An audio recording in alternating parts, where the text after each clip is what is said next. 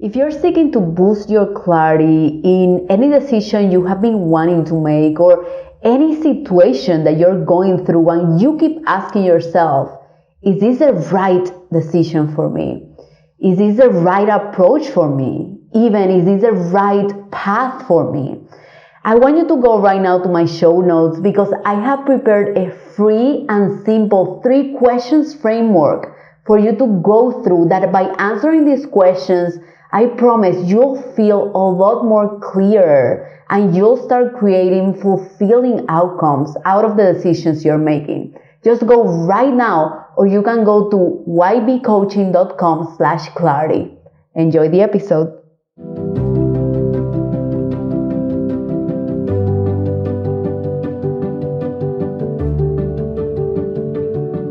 Welcome to the With Clarity and Purpose podcast with your host, Janet Borrego. Each week, I bring you an inspiring person or message to empower you to live life on your terms so you can be who you want to be, do what you are meant to do, and have the life you deserve to have. We will provide you with practical and cutting-edge approaches to continue getting clarity and direction on your path, mastering your mindset, and gaining confidence to tap into your inner wisdom so you can live on purpose.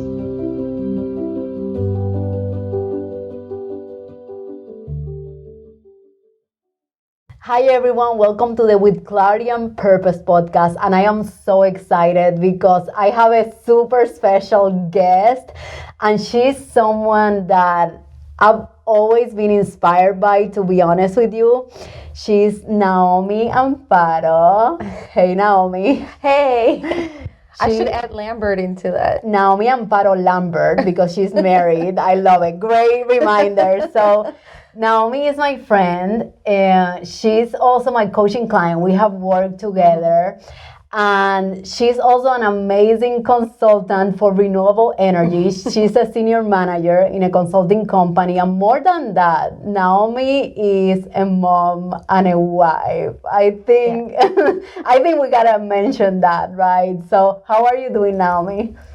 I'm great. Yes, actually, I just changed my last name last year. You did it. I haven't. Okay, you're gonna laugh because I haven't done mine I yet. know. It took me 6 years. So 6 you're good. years? Yeah. Okay. Yeah. Okay, 6 months is not bad. I'm so delayed. No, It's horrible. and I decided to change it. There's a story to that because it's actually part of coming back into, the workforce after taking leave and kind of like an identity and rebranding myself. Really? So that's actually why I did it. But I have been married for 6 years. I love that. Okay, I thought I was behind, but there is no like expiration for that. No, there right? isn't. You can do it whenever. You can do it whenever. And you kept yours, Amparo. Yeah, so because actually Amparo in Spanish means grace. So my name had always been, a middle name. So people would say, Naomi Amparo what? And I'm like, no, that's it. Amparo's my last name. That's the last name, yeah. Because Amparo is a name and people use it as a middle name. So I said, perfect. I'll move it over to middle name. Okay, I love that. So it's your middle name. That's what I'm planning to do too. That is my middle name, yeah. Like Borrego. I know that's not a common middle name, but I'm planning to put that in my middle name and then Crawford. Yeah, because of my business also. Yeah, that is true. That is true. But no, you can do it at any time. I didn't know It's just a lot of process and a lot of paperwork, which hopefully by now it's gone digital, but I don't know. Yeah, not looking forward to that. That's why I've been delaying it, because I know it's Social Security, all of this stuff. Yeah, but, oh my God, I'm so happy for you. Yeah, well, thanks for having me. Thanks for inviting me. I'm so excited because Naomi, as I mentioned, is someone that I look up to since we worked. We met in corporate. Yes. Oh my God, back in 2015 maybe, or before? Before that. Or before that. Yeah, no, it was before that. So we met there, a while. And she has always been such a leader in the Hispanic world, empowering women. Yeah. And when I was in corporate, I'm like, wow, one day I want to be just like her. And like, seriously, such a strong force in an amazing sense, empowering and always standing up for women. Thank you. And I had the pleasure of coaching you, which was an amazing experience. I want this episode to focus on your transition, on your motherhood journey, Yes. even your transition, like from before motherhood and after motherhood, because you said it's an identity shift. It's completely different. And I talk to many coaching clients that they are going through similar struggles that the ones you have been going through in the past. And even right now, reinventing yourself is a long-term process, really. I think you're always doing that. Exactly. So tell us, before getting into that, tell us more about yourself. Yeah, no, like I said, thanks for having me, Janet. And yeah, we've probably known each other for 10 years forever. or more. But in the previous company that you and I worked for, super major company in the oil industry, we're both involved in the Latino organization. Yeah. So yes, that's always been something that I've been part of and try to promote. And it's interesting because now that I reflect back on it, there were mothers obviously in that organization, and I don't think I ever appreciated, their journeys. Of course. Back then, when I was single and no children. So now actually it's even a little bit more. It's just more important, to still be part of the promotion of Latinos in any organization, and then even beyond that, Latinos that are mothers or mothers in general. So that is definitely something that hopefully I can do at my new journey where I'm at right now. I love that, and you're doing that already. Let's start with, where were you born? I mean, what's your background? Because we want to know Naomi, the person, too. Yeah, and that's actually really funny because everyone tells me that I look from all different areas. And so when I would say, so people would say, where are you from? And I would say, I'm from Arizona. So my family, we were raised in a little tiny town, Yuma, Arizona, which is a border with Mexico. But then people would always say, no, but where are you really from? So I was like, are you talking about where I'm from because of the way I look? Yeah. And so I'm Mexican. And so, my family, they're from Guadalajara. And so I was actually born in California. So it gets even crazier. But I didn't remember that. Yeah, I was born in California. I never really lived there because I think at 1 or 2 years old, my family just ended up settling in Yuma, Arizona. So we were an agriculture family. And my family, my father, and he was the one primarily working. My mother was a stay-at-home mom. We have 6 kids. I'm number 3 of 6 kids. So I don't know how she did it. Much respect for my mother as well now. Wow. And so I'm from a little town, went to college at Arizona State, did supply chain management, and then from there came straight to work here in Houston. So big move as well, because you probably know, coming from a Latino family, it's close-knit, you know, and you don't really branch out. And even actually, I remember a conversation my mother had with me. First, before going to college, I was going 3 hours away, and she was like, do you really need to do that? And I was like, yes. Yes, wow, it is and incredible. So then actually after college, and I was like, hey, I'm going to Houston. My mother, same thing, was like, well, where's that again? That's really far.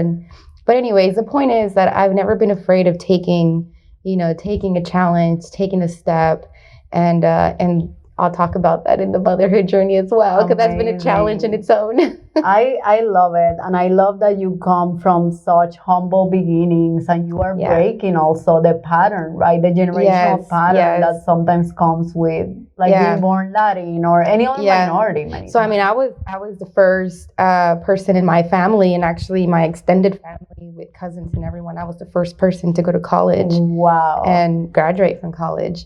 And so I feel, I feel a bit of a pioneer, and I know I'm actually proud of that, because thereafter, a lot of cousins, all my siblings have gone to college.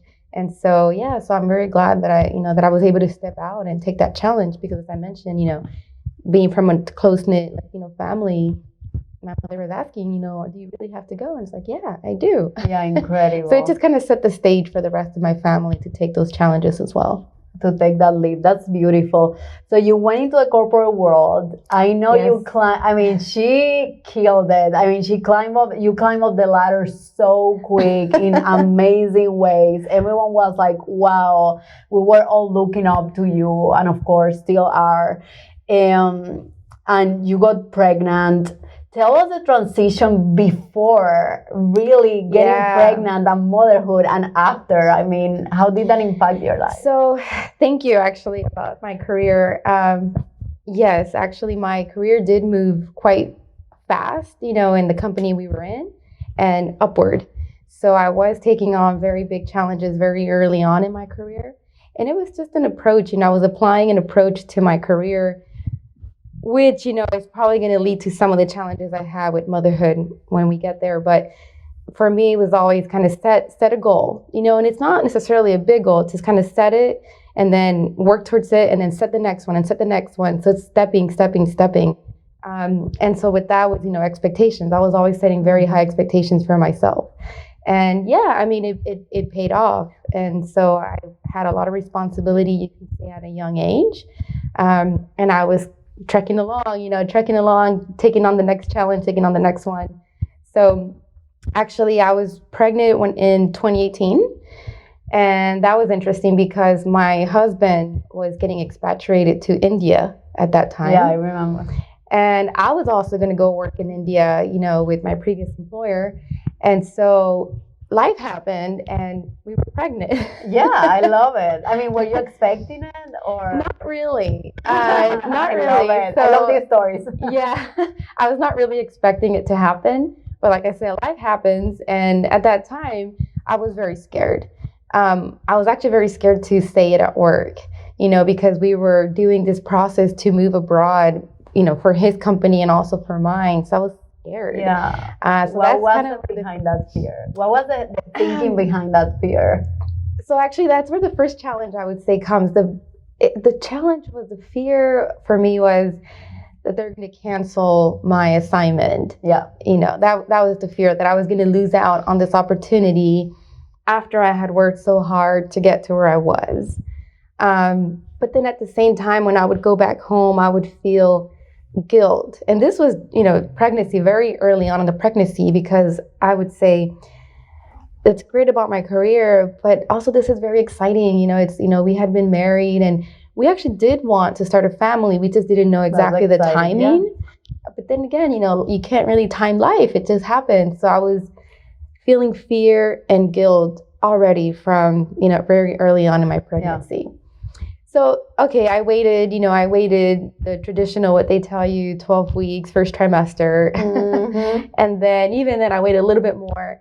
And then I finally mentioned it to my employer, hey, I'm pregnant, which actually I'm going to give some kudos to the person that was my manager at the time, because it was no fear whatsoever.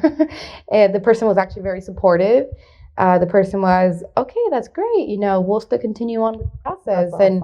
And I was like, really? I think I was already expecting something different. So like I said, I'll give kudos and tons of credit for that person. We definitely need more managers like that.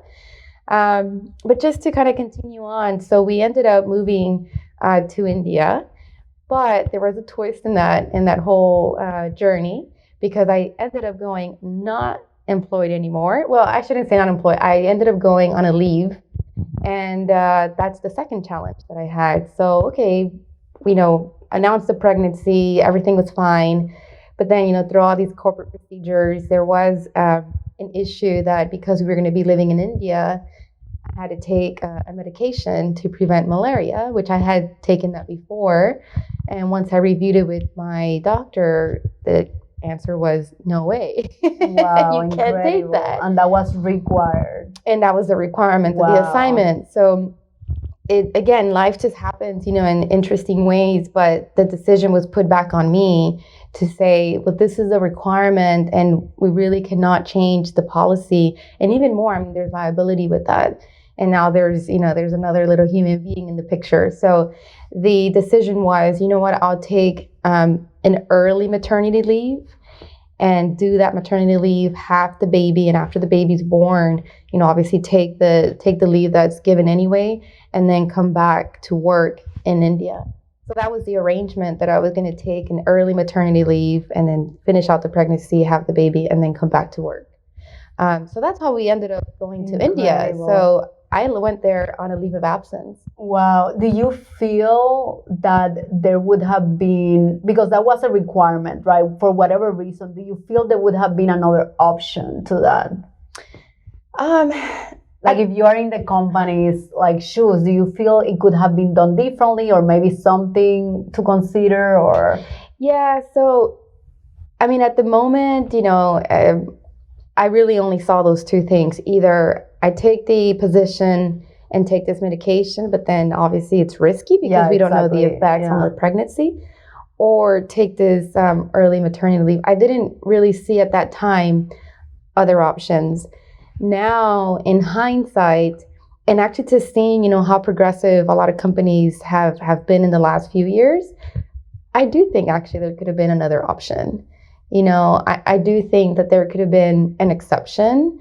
They could have probably even had me sign a liability waiver of some sort, for me to release liability that I would be responsible for my own health and things like that.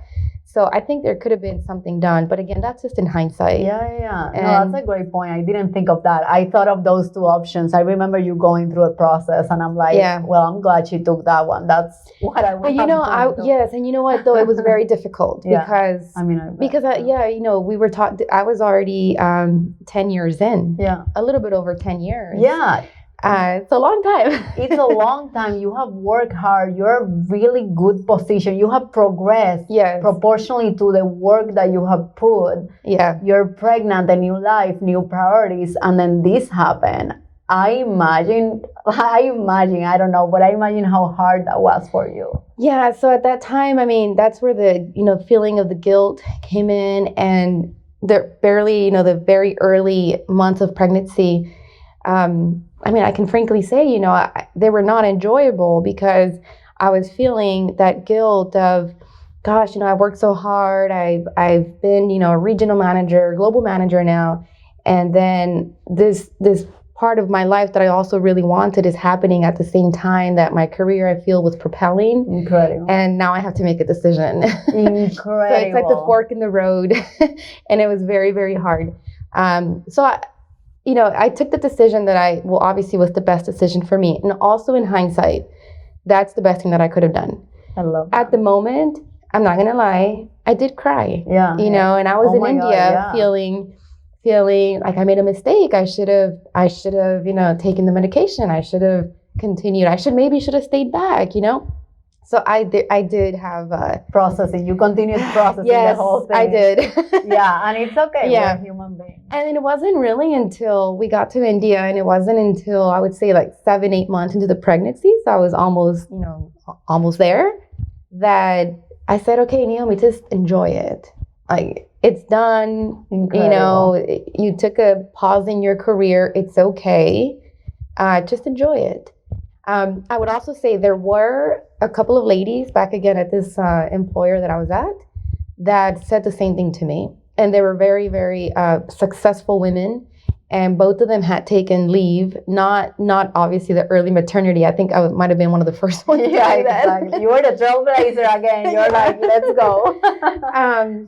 But they had mentioned to me, you're never going to get that time back with your child. Yeah. And again, everything's in hindsight now. I look back, I'm like, that was the silver lining, a blessing in disguise, that I am so happy that I got to spend, and actually it ended up being 2.5 years, that I got to spend 2.5 years with my son.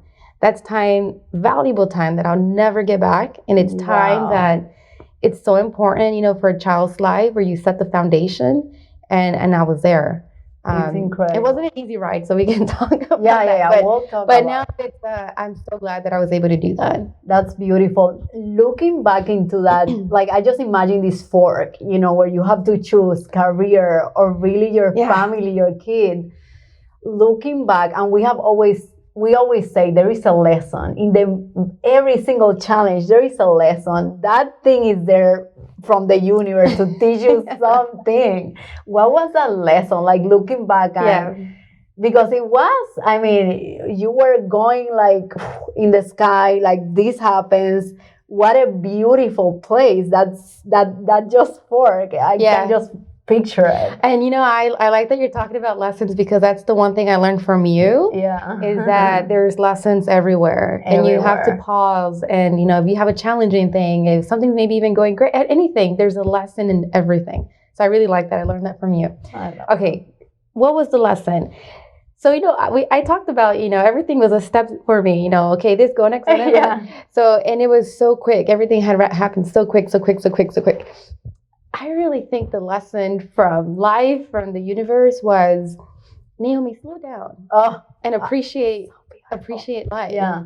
Oh, and by the way, here's a life that you could appreciate. You're not doing it by yourself. Like, guess what? We are gonna help you. Yeah, we're gonna help you in the right direction. Exactly. Because would you have slowed down? No, I don't think you would have gone like go. I don't think I would have, and I think if I would have kept doing that, there would have been a burnout at some point. Yeah, there would have, no doubt about it. So I really do think the lesson was slow down, appreciate what you've accomplished, appreciate life, and just enjoy it, but don't rush. Rushing through everything. Yeah, achieving, right, and then not being more of. Yes, exactly. Who you wanted to be. Exactly. I love that so much.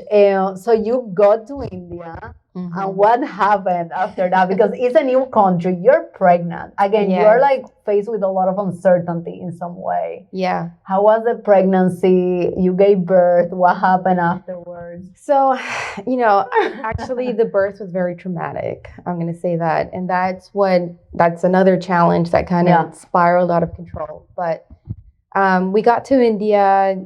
I did spend, like I said, a few days of crying because I was having that identity shock of, I should be, this is how my day were. I would wake up and it's like, I should be getting online and, checking my email, doing something. And it was like, I just felt really anxious that, I needed to be busy. That was the thing. I needed to be busy. What am I doing? It's like, oh no, but I don't have, I don't have a deadline. I don't have a report. I don't have a presentation, So then I started actually getting more involved into reading and actually, being in India, yoga. Yeah. So that was great. But the medical aspect of that was very scary. So very different medical standards. So that's why I'm saying that the birth was very traumatic. And, just to share here candidly was, we had prepared everything for a natural birth. And I should also mention that my husband and I were big triathletes. And before we were pregnant, we had just finished doing an Ironman. So both him and I, we were, what we consider ourselves in tip-top shape, healthy. And my pregnancy was no complications, very healthy pregnancy. So we were really planning, this birth, and we had a birth plan. We had practice. We had gone to do yoga classes. I mean, we had done kind of the checklist item of preparing everything for an outcome. And then that outcome didn't come. Wow. The outcome was, we had an emergency C-section that in reality was not really an emergency. This is where the trauma came in. It was really forced on me, on us, I should say. And part of that was coming to closure with what had happened. So we had this expectation of this outcome, and I feel the choice was taken away from us. And again, everything's in hindsight. I think looking back at it, it probably was the best thing that could have happened anyway. Yeah. Being in a foreign country, and we have a healthy, beautiful child. And, we don't know the what if. What if something could have happened if we didn't have this emergency C-section? But anyway, the fact that at that time I felt it was forced. Yeah, forced and not giving enough time to let nature do its thing. It was just, you're getting forced into this. That really sent me into this whole downward spiral to start it with, depression. And I actually, at some point, one of the doctors I had seen was like, you may have some mild PTSD. And I'm like, what? PTSD from the birth experience. Wow. Because it was very traumatic with the way that it evolved. So I mean, I would say up until 5 months, that was the transition time. That was difficult, identity shock. Then around 7 months, finally enjoying it. And then after the birth or during, the labor and after birth was just complete chaos with what had happened. So the birth happened. How did you realize? When was the moment that you were like, I'm depressed, like I am just really struggling? Yeah, that's interesting. So I had also communicated with other moms, and everyone had mentioned baby blues that happens like a few days after you give birth or 2 weeks after that. So the baby blues, you're tired, you're crying, and some of that is you're either happy tears, you're looking at this beautiful human being and you're excited but you're crying, and but then at the same time you're feeling overwhelmed that you have this huge immense responsibility on your hands. And so I had heard, hey, that's normal, it's the baby blues. So okay, I had that, and then 2 weeks went by and I still had that. A month, 2 months, 3 months, and I was just still feeling very overwhelmed, still very tired, obviously, which is the tiredness is normal. Is normal. Yeah, you're waking up at crazy hours during the night, but it was the feeling of overwhelmed and not having any enjoyment whatsoever with this whole experience. And actually, I knew something was off, because I was still looking forward, once I got over the whole career pause and again, going in India and getting on yoga and all that, I was so excited for it that now that it's here, this change, this motherhood, I was not excited anymore. So it actually took one of the pediatricians, and it was a pediatrician in India, who asked me a few questions, and we were talking, I think it was like at the 3-month mark. And she said, you have depression. You have postpartum depression. And actually, she was the same one. That's why I said PTSD. She was the same one that later on, she was like, I actually think you might even have mild. More to that yeah. diagnosis there. And it was just the questions like she had asked me, are you happy? Like simple things like that. When you wake up in the morning, what do you think about? I'm taking a shower. Things like that. And actually the first session with her, and we were going in for my son, but the session turned to me. She actually wrote a prescription and she said, I want you to take a shower and feel the hot water and just feel. That's what I want you to just feel. Like, okay. Like mindfulness, being present, being there. Right? Yeah. I didn't know it at the time, but you're right. That's exactly what she was doing. So I knew something was off. I knew something was off. Like I said, I was not enjoying the process. I was not enjoying my new role.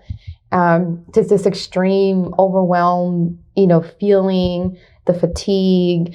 And I still had crying sessions throughout the whole process. Yeah. And it was for little things, for sometimes my husband would try to get me to smile. That's another thing, the no smile. And he would mention, hey, just think about when we go to the snow, for the first time with our son. And instead of getting excited and smiling, that would make me so sad to think about this experience, that I probably was not going to enjoy. And why would I even think that? That is something that I would enjoy. When you're there in that state, it's just hard to see the light. It's just, you're deep. Did you, how was your relationships with, other moms or other people? Did you ever compare yourself, oh my God, they are enjoying? And I'm asking you this because I actually, before coming into the session, I asked a couple of people, hey, what questions will you ask people that have been in similar situations? Yeah. And something that they mention is comparing themselves and feeling oh my God, they are it's so easy for them when they're enjoying the whole experience, and I'm here feeling bad about feeling bad. Yes, exactly. Yes, I did compare myself, and actually even back to the pregnancy, I would say a lot of my friends that have already became mothers, they had recommended books to me. So, I was reading all these books, and I actually would say that that's probably where these expectations started, that these expectations were not met later, which contributed, to just feeling in this glut. So that the first thing is I was reading these books, setting expectations from what these books said about being a mom, having a happy child, having a great labor. Everything has to be great. All these expectations, that I said, okay, I need to do that, or that needs to be me. Then life happens, your baby's here, and none of that is happening. None of the things that the book said, are happening. Like one of the things that I always remember is this checklist, that you do in your mind to make sure you have a happy child, which was, did you swaddle the baby? Okay. Did you change their diaper? Did you feed them? Did you burp them? Did you change their temperature? Did you, all this, like a checklist of things. And in the book, it said, after you've done all that, to do this and shush them a little bit, like, shh, and they should be fast asleep.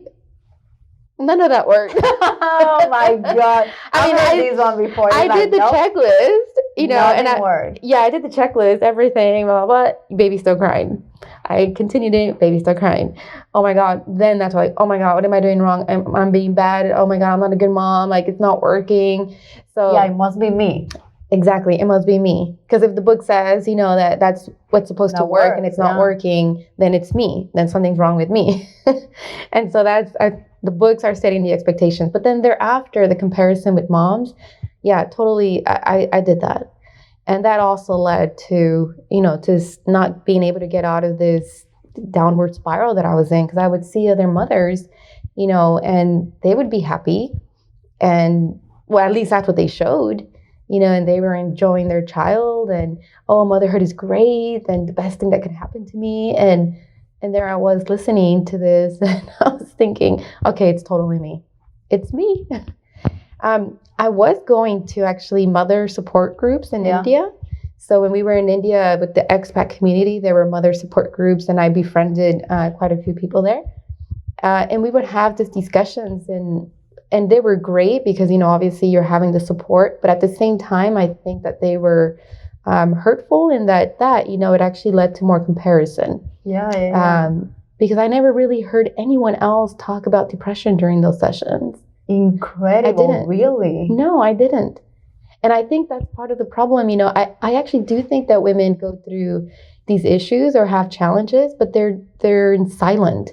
They're too afraid to speak up about it.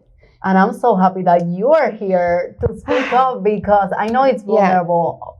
And I want to commend you for even sharing this experience. Thank you, Janet. Seriously, I mean it. You're courageous and you're bold because you're showing up here and just sharing this. And I've heard many stories, right, of people that I know who have gone through the same journey.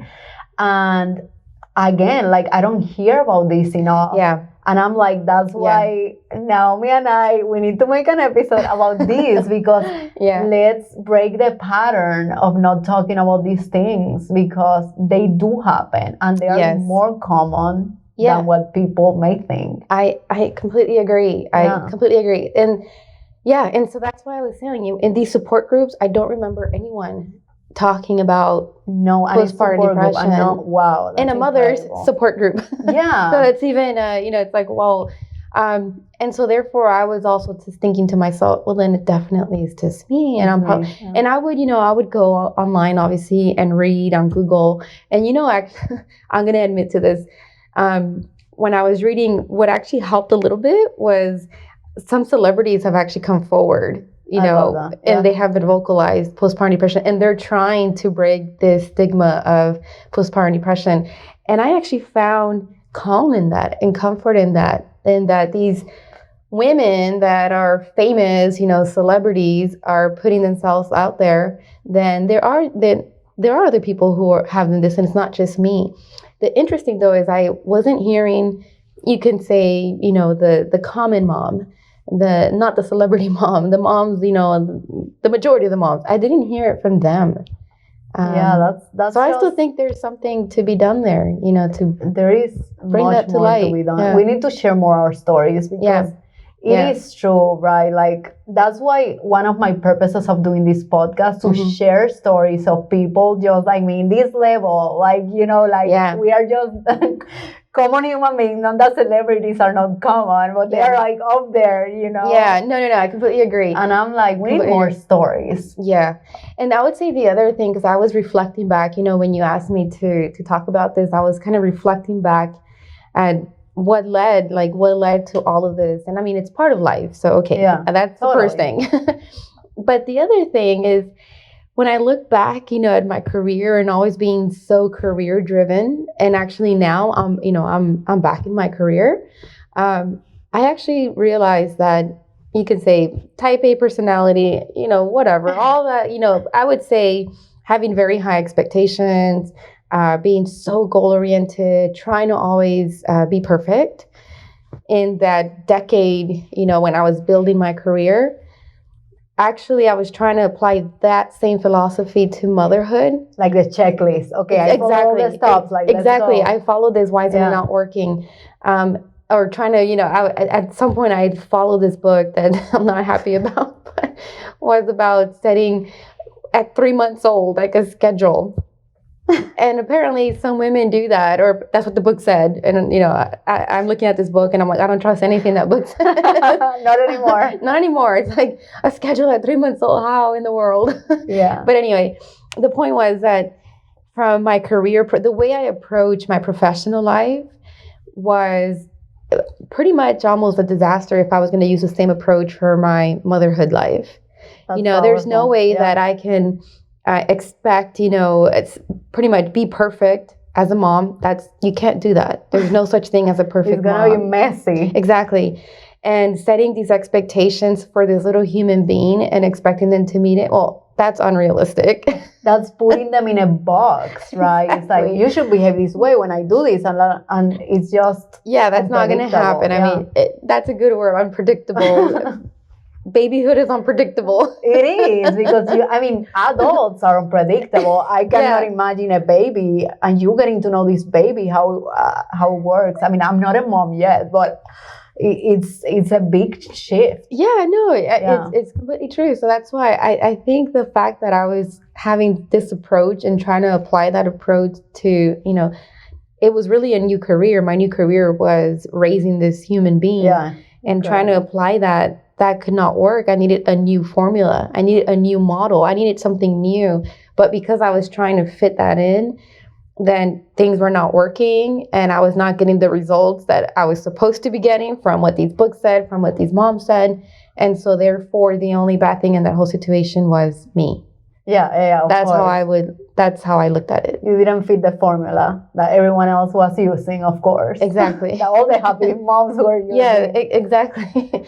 So that's part of, where I feel like careerhood and motherhood kind of hit.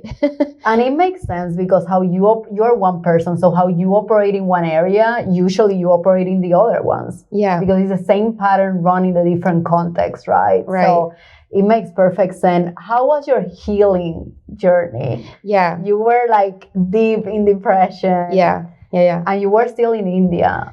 Yes, so we were still in India, and actually then COVID started, so that didn't help either. Around March. Yeah, March of 2020. Yeah, it seems like it was ages ago. I'm like, COVID, what is that? Yeah, I know, but our whole expatriate assignment was from October 2018 to December of 2020. So we did have, from March to December 2020 of COVID. So, okay, I knew something was not working. We had my husband's French, and we had gone to France when my son was around 6 months. And that's when I started talking to a therapist, because I was the one who was tired of it. That's another thing that I think started the healing process, was this was not me. I would look at myself in the mirror and say, like, this is not you. You are happy and energetic and go-getter. And, you're excited about things. I mean, you did triathlons, you did an Ironman. Super driven, yeah. Yeah, exactly. And then I would look at myself and I was like, this is not you. So it just kind of was born out, like a natural, maybe also life, like Naomi, snap out of it. Or Naomi, your intuition was talking to you. Like, exactly, the intuition. Yeah, the gut feeling was, something is not right. This is not you. You need help. Yeah. And so I seek help. When we were in France and he was around 6 months, I started talking to a therapist. And that helped because at least it started kind of the venting process, and the healing process of having had this traumatic experience as well with labor. that was kind of the healing part of it too, just being able to talk about it and really just vent, so that was it. But, when we went back to India, I felt better, but I was not 100%. I still knew that I needed more. So yeah, like I started exercising again. I started, actually venturing out. We did a few trips when we were over there. And that was all part of the healing process. So, it was starting to get my life back, you can say, or my identity back. So that happened. But then COVID hit. And then COVID hit with all the isolation, not able to go out and all that. I think everything started coming back. So I knew that even though I had done that therapy session, it had not addressed the root causes. I think it was more like a Band-Aid, to the rooted depression that was happening. So kind of fast forward, we came back to the States at the end of 2020. And then I was like, I still need more help. So I reached out again to a person here in Houston and did a few sessions with that person, still saying kind of talking therapy and going through it. But I still felt like it was not enough. Like I still didn't feel 100%, complete, you can say. And it was really in 2021, I think it was May of 2021, I should say something interesting happened during that time frame. And that time frame is me and my previous company, remember, I've been on leave this whole time. That is true. Let's resume the story because this is like, it has different climaxes. It's like up and down, up and down. You are right. You were on leave. You came back. Yeah. Still an inactive employee because you're on leave. Yeah. So let me actually, I kind of skipped over that part. So that story was when my son was born and, you do the normal leaves that the company was offering you. I did get a request to say, that was the original plan, was once the baby's born and you do the leave, you come back to work. And I did get, a request, a communication to say, hey, are you ready to come back to work? And this is when I was right in the middle of this postpartum depression, downward spiral, not feeling whatsoever. And I was like, no way, I cannot go back to work in this state of mind. And not only that, but we were still in India, so I couldn't even think of, childcare. Who am I going to leave my son with? I don't know anyone. I don't have any family here. The trust aspect. So I said, I can't go back. So again, same thing, giving a lot of credit back to the manager at this point, but I was giving another leave of absence, but this time it was no longer maternity related. It was just a personal leave of absence for another year. So that's where another year came from. Amazing. So then I continued the leave of absence. And so fast forward 2021, I'm supposed to return back to work. And actually at that time, COVID had already happened. There was a lot of companies obviously suffered a lot of, issues during COVID. And so same thing with our employer, they went through some layoffs and things like that. But I was not impacted because I was actually not an active employee at the time. But when I was supposed to come back, the alignment was no longer there. I was coming back as a mother. And when I reflected back on the position, that whole upward trend and all this, it was no longer a fit. And so we parted ways. Amazing. But that was hard. Yeah, that was hard. Here's the thing, something that I've noticed even in this conversation, and I've heard parts of this story already, is how you honored your own input, how you honored your intuition, even in the times where the ego was like, no, Naomi, that's dangerous, because the ego is always gonna make you step back into compared to what your intuition is saying. And I love that every time of the process, every decision that I hear is like, she went with her gut at the end of the day. But I didn't know the name, how to name it. Yeah, exactly. I don't know. I just knew it no longer felt right. Yeah. So that is the intuition. That's the intuition. So we parted ways, and then I started, I pivoted my career into something completely different. And then that's when, so while I was pivoting my career, getting back into the workforce, this time with a toddler, and really it's a new Naomi.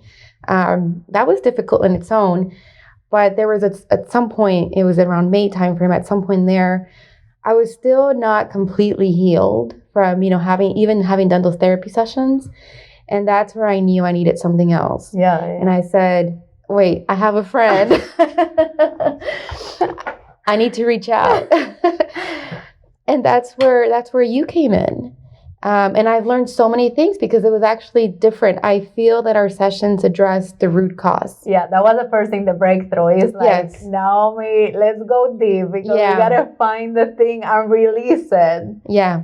Not only talk about it. I mean, which therapy is incredibly helpful whenever you're really into the trauma at the beginning, because coaching is a lot of action, as you know. Yes. So in a way, you also gotta be like more stabilized, which you had done some healing already, but there was lingering because the root cause wasn't taken care of, and then we did it. Exactly. How do you feel after the breakthrough? No. I mean, I was tired. That is true. After 5 hours, sometimes 6. But, it was learning about myself that I had never done before. I love because that. You're going deep. You're going deep. You're kind of peeling back the layers. And I mean, I've heard so much about this now, and I'm really into Wayne Dyer, which, we love Wayne Dyer, best spiritual teacher ever. I listen to his, to his motivational speeches whenever I'm in the car on a long car ride. He's so good. But what I like about that is that everything comes from within. The inside, that's it. And you're internally, the real you, and all these other layers that you put on top is the stresses from daily life, the expectations from books, from other people, so you start covering the real you with all these layers. And I feel with the program that I went through with you was peeling those layers back and finding the real Naomi. Yeah, and facing it, because you gotta, whenever you get there, you gotta be able to face that and say, yes, I'm ready. Yeah, exactly. And you wouldn't, you were ready. If not, you wouldn't have reached out. If not, you wouldn't have known something is missing. I was ready. I was just tired of it. Ready. Yeah, that's exactly right. I was ready because I was tired. You're like, I don't know what this is. Like this breakthrough, this NLP thing. I don't know, but I need something different. Like yes, yeah. And I would say, same thing. Just kind of reflecting back at what worked, in the healing process, and those initial therapy sessions that helped to vent. Set the stage. Yeah, exactly. Set the stage, vent out. But actually what really, really worked thereafter, after going through with you and working with you in the program was consistency. And oh my God, we need consistent action, little action. Yeah, exactly. You do little things. And oh my gosh, just kind of thinking back, it's like, Naomi, you had always done that in your career. Why are you... You had the formula there already. I just had to tweak it. You had to tweak it. Yeah, I had to tweak it for motherhood and actually marrying these two stages of my life together now. So it was the consistency. It was the being consistent with, the actions that we were, taking on every week. Every week, action, homework. And sometimes people may be like, oh my God, every week I have homework. But it's homework that a lot of times you're the one also like deciding that homework for you to take action to really get to that goal. So the whole purpose is making you succeed, making you get to that goal, whatever that goal is, because it is within you. You have the resources. It's making you more resourceful. Okay, so you just reminded me of the second thing, which is accountability. Oh my God. That's exactly what you're talking about. That's huge coaching, accountability. Yeah. And what I love about the coaching process, and Naomi is passionate about Montessori. Yes. That style, which I love, the whole presupposition of all of these processes really is that the individual has already the answers within themselves. Yes. They just need guidance on how to find it. But at the end of the day, is them. Maybe I, as a guide, I ask the right questions, the right skills tool. Mm-hmm. And at the end of the day, the day is like helping you navigate yourself. That's what coaching is. I actually saw you and I see you as my Sherpa. Oh my God. Oh my God. Okay, I'm going to cry here. You're so sweet. No, I really do. And actually, when thinking about it, I think everyone needs a Sherpa. Everyone needs it. Everyone needs it. Coaches need it. Therapists need it. Yeah. I mean, we all need it. I mean, you need, like you said, you were asking the right questions that we ourselves, we can't ask the right questions to ourselves. We all have blind spots. Exactly. We have those layers. So it's kind of hard, to ask ourselves the right questions, but your Sherpa can. Yeah. And that's how I see it. You help me navigate my summit. And I'm so honored, because thank you, Janet. And thank you, the trust that you put on me, because I mean, I am committed and I want to see you succeed. And there is this huge trust element and this faith and hope that things will work out. Yeah. Always. And you mentioned Montessori, so let's talk about it. Yeah, let me talk about, because I learned this from you as well, it says looking back, reflecting back, lessons, capture the lessons. I think us going to India was meant to happen. Why? Because look, it gave me time with my son, like I said, 2.5 years of valuable time that, okay, granted, because I was in this deep, dark stage at that time, I may not have enjoyed it, at that time. But now I appreciate having spent that time with my son. Incredible. I really do. So that's the first thing. I know this trip to India, this living abroad was meant to happen. Second thing, I discovered Montessori in India. At the 6 months, yes, when my son was 6 months, after having been in France and done the initial therapy sessions, when we went back to India, I discovered Montessori during that time. Wow. And guess where I discovered it? So I mentioned the mothers group that in the first 6 months, I didn't feel I didn't see the help. I was just comparing myself. But actually, when we went back, and I went back to the mothers group too, and one of the sessions, they were talking about Montessori. Oh my God, really? So it's like, it's like, now looking back, I just feel like everything was lining up, All the dots connect when you look back. Exactly. Like, yep, I needed that, get it, got it. Yes, exactly. So that's where I discovered Montessori in India with these mothers group at 6 months. And then ever since then, reading about it, getting my entry-level certification on Montessori. You have done so many things in that area. Yeah. I love excited. it. So I really think this whole experience of living abroad had a purpose, and even though it was traumatic, and even though I went through this postpartum depression, now I've overcome it. I have, and I'm not going to say, the journey was easy or the journey is easy now. I'm not going to say that, because every day is a lesson. Every day there's something to learn and grow and appreciate. But yeah, the things that I'm thankful for is, look, I spent time with my son. I learned about Montessori. I met all these moms that I'm still connected with. I mean, it was just a lot of great things that came out from that experience. That's beautiful. I'm so happy for you. And I've seen you grow, and everything that you are being, more than accomplishing, everything that you're being, which is at the core of every accomplishment, it's just so inspiring for me also. So I'm just honored. And so as we conclude, Naomi, let's assume there is someone really struggling with postpartum depression. What would you say to that person? Or maybe what would you have needed to hear at that moment when you were going through that postpartum depression? Yeah, if I can go back and talk to Naomi. Yeah.